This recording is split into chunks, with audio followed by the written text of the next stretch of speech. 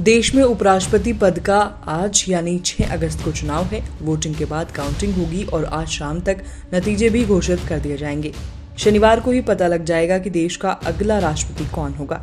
इस बार उपराष्ट्रपति चुनाव में एनडीए की तरफ से उम्मीदवार पश्चिम बंगाल के पूर्व राज्यपाल जगदीप धनखड़ हैं, तो वहीं विपक्ष की तरफ से कांग्रेस की नेता मार्ग्रेट अल्वा मैदान में हैं। संविधान के मुताबिक मौजूदा उपराष्ट्रपति के कार्यकाल से पहले उपराष्ट्रपति चुन लिया जाना जरूरी है। अब आपको बताते हैं कि चुनाव कैसे होते हैं। भारत में उपराष्ट्रपति के चुनाव में सिर्फ लोकसभा और राज्यसभा की संसद वोट करते हैं। इस चुनाव में मनोनीत सदस्य भी हिस्सा लेते हैं। उपराष्ट्रपति चुनाव में कुल 788 वोट डाले जा सकते हैं। इसमें लोकसभा के 543 सांसद और राज्यसभा के 243 सदस्य वोट डालते हैं। राज्यसभा सदस्यों में 12 मनोनीत सांसद भी होते हैं। इन्हें भी वोटिंग डालने का हक होता है।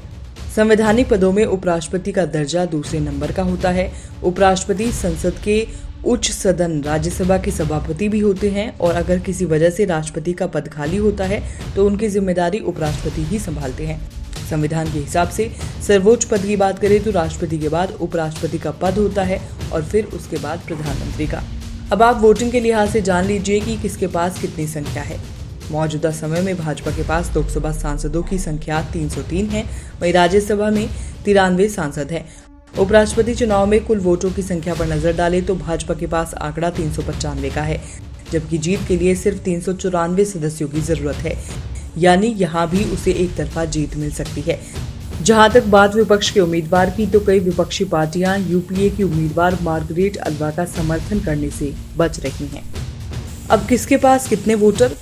भाजपा के पास लोकसभा सांसद 303, राज्यसभा में भाजपा प्लस एनडीए 93 सांसद, भाजपा के पास सांसदों का आंकड़ा 395, उम्मीदवार को जीतने के लिए चाहिए 394।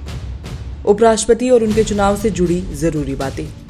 उम्मीदवार को भारत का नागरिक हो, उसकी उम्र 35 से अधिक होनी चाहिए, राज्यसभा सदस्य चुने जाने की योग्यताओं को पूरा करता हो। चुनाव लड़ने के लिए प्रत्याशियों को 15,000 रुपए जमानत राशि देनी होती है।